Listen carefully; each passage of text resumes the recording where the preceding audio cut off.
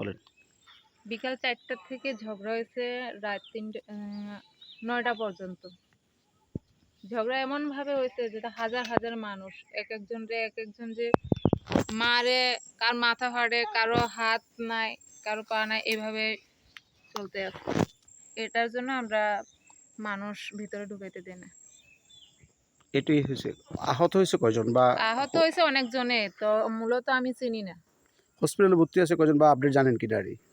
এই কমার্স সেন্টারে আলী বলে একটা ছেলে ভর্তি আছে, আমাদের এইখানে চা বাগানের এই লোক, যাতে উনি ওই মনে করে যেসব খারাপ ছেলেরা ওনাদেরকে ঢুকতে দেয় না আর কি, বাইরে পাঠায় দেয়। প্রিয় দর্শক, আপনারা শুনেছেন চা বাগানের একজন কর্মরত ব্যক্তির মাধ্যমে আমরা জানতে পেরেছি গত রবিবার এখানে যে ঘটনাটা ঘটেছিল সেটা হলো গিয়ে বহিরাগত বা দর্শনার্থী যারা ছিল তারা নিজেদের মধ্যেই কথা কাটাকাটি, এক পর্যায়ে চা বাগানের ব্যক্তিরা যখন বলেছে আপনারা মারামারি দাঙ্গা হাঙ্গা দুষ্টামি করলে আমাদের বাগানে বাইরে করেন, বাগানের মধ্যে কিছু হলে একটা সমস্যা সৃষ্টি হতে পারে।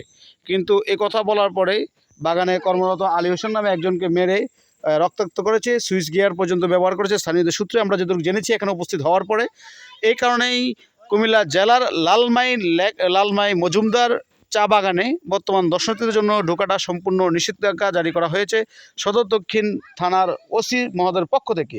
এই জন্যই মূলত এই ঘটনাটা। ইনশাআল্লাহ খুব দ্রুতই আপনারা আরও বিস্তারিত জানবেন আশা করি। আজকে এই পর্যন্তই। আসসালামু আলাইকুম।